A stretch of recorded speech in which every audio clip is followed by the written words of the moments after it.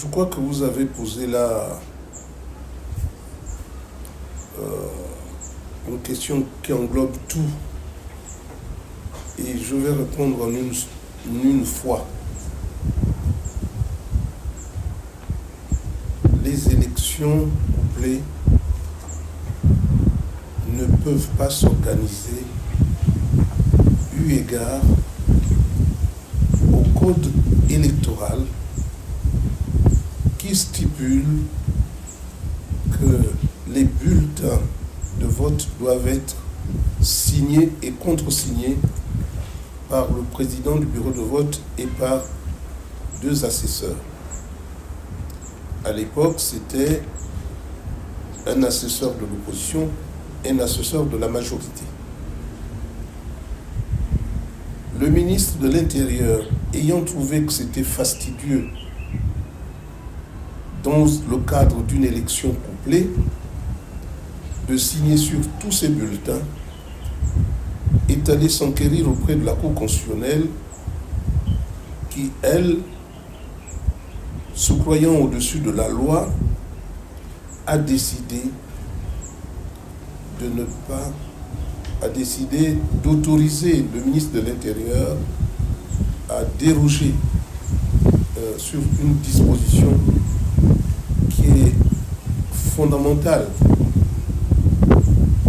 Dans l'absence de signature sur les bulletins de vote entraîne ipso facto l'annulation du vote. Parce que c'est une mesure dirimante.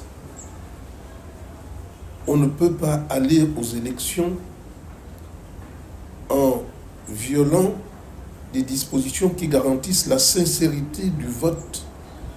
Et les raisons pour lesquelles cette disposition a été prise il y a bien longtemps, c'est qu'à Mouila, on me dirait c'est toujours Mouila, mais oui, c'est moi qui ai suscité cette prise de décision, parce que j'avais constaté qu'à Mouila, ce qui était en cours auprès des pouvoirs publics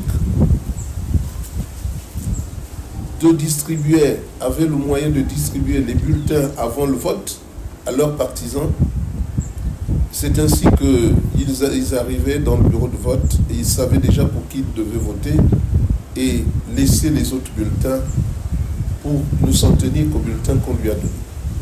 C'est ce phénomène qui a existé aussi pendant ces élections où on découvre que dans la poubelle, il y a plus de bulletins alors que ce n'est pas l'électeur qui choisit les bulletins, on les lui tend. Donc, soit c'est l'organisation, c'est-à-dire le bureau de vote, qui fausse l'élection dès le départ, soit parce que l'électeur vient avec d'autres bulletins qu'on lui a confiés, et ce qui fait qu'on se retrouve avec un surplus de bulletins dans la poubelle, annulant ainsi le vote. Donc on voit bien que la Cour constitutionnelle, qui est là pour veiller au respect de la loi, a dérogé à une disposition importante, essentielle, pour la bonne tenue du scrutin, parce qu'elle est Cour constitutionnelle, au-delà de sa mission, de ses prérogatives, pour autoriser le ministre de l'Intérieur à déroger sur une disposition qui confère au bureau de vote, du moins aux responsables des bureaux de vote, de signer sur les bulletins afin de garantir la sincérité du vote. Ce qui veut dire que je m'adresse là au président de la République. Monsieur le Président, ne serait-ce que par cette disposition qui est un empêchement dirimant à exécuter un vote sans que les bulletins n'aient été signés. Donc, ça doit entraîner l'annulation de tout le scrutin, au premier comme au deuxième tour. Et malheureusement, pour ceux qui ont obtenu ces votes sans tricher, ils se retrouvent dans le cas où, ayant voté avec des bulletins qui ne sont pas signés, malgré la note du ministre de l'Intérieur autorisant la non-signature, on peut dire que le ministre de l'Intérieur, la Cour constitutionnelle ne sont pas au-dessus de la loi. Et surtout pas la Cour constitutionnelle qui est là pour justement veiller à l'application stricte de la loi. Donc vous voyez que, sans parler des autres situations, les votes multiples, les procurations qui ont été données à certaines, avec facilité à certains électeurs, surtout ceux partisans de l'UDB, vous voyez bien que sans évoquer tout cela, le vote s'annule parce que la Cour et le ministère de l'Intérieur ont dérogé à une disposition qui rend inopérante l'élection parce que ça touche à la sincérité du vote.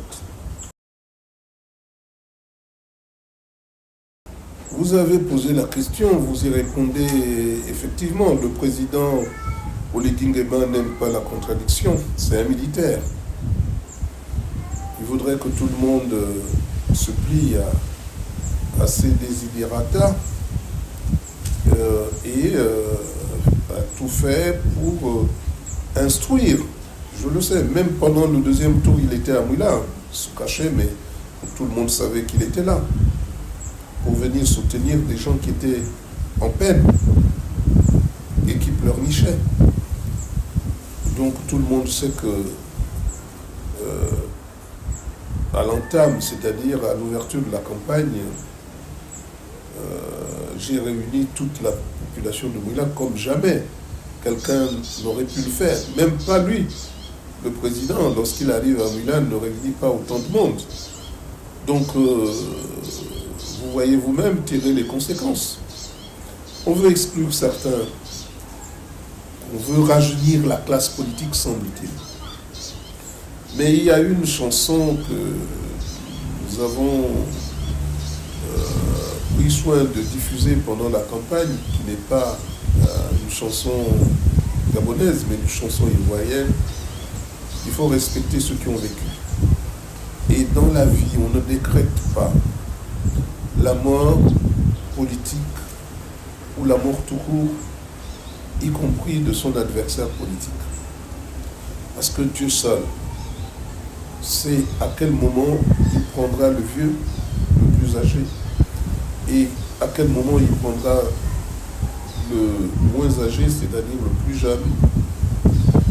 Dieu décide de la vie de chacun de nous.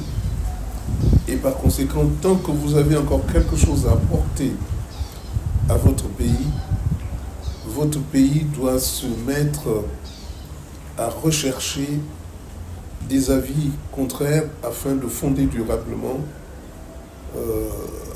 une route moins escarpée que celle que nous empruntons aujourd'hui au Gabon, en faisant qu'il y ait comme une sorte d'antagonisme entre jeunes et moins jeunes.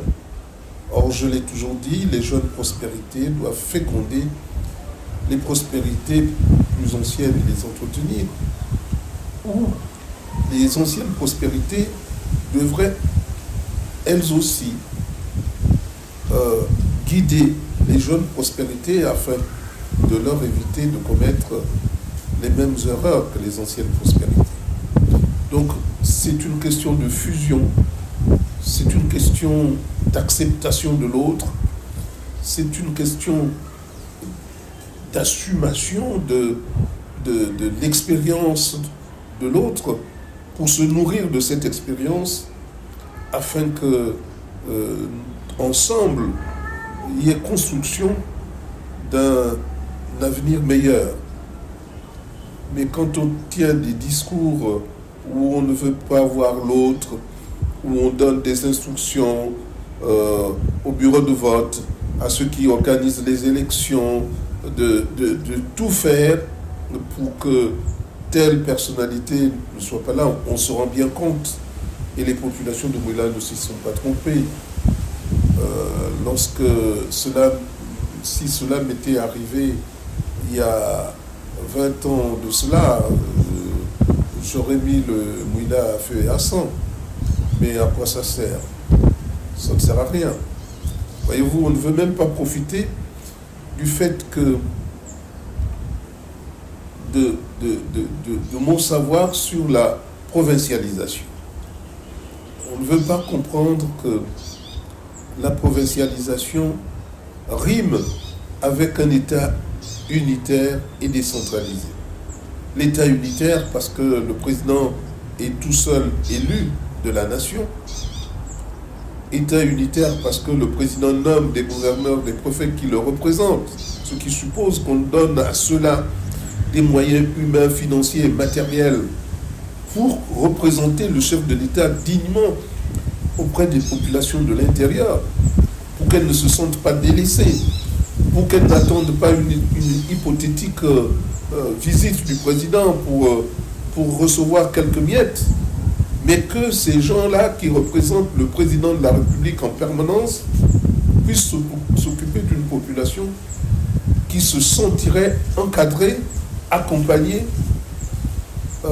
pour construire leur vie là où ils ont décidé de vivre, sans que toute la population soit obligée de venir s'agglutiner à Libreville et vivant dans des conditions difficiles, dans des zones de non-droit, vivant de rapine et accroissant l'insécurité dans une ville comme Libreville.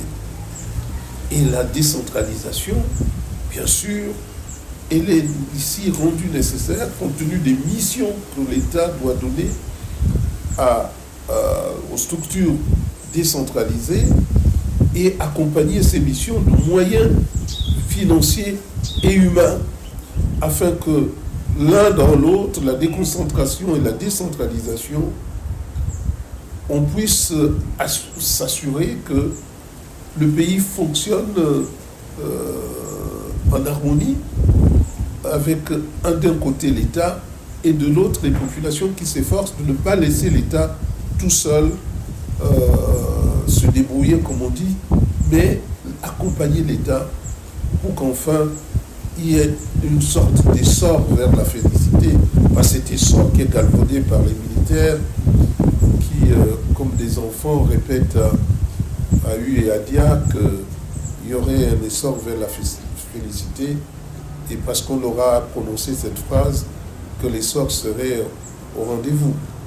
Donc c'est quelque chose qui se construit, c'est quelque chose qui est pensé, c'est quelque chose qui est assumé, donc la participation de tous.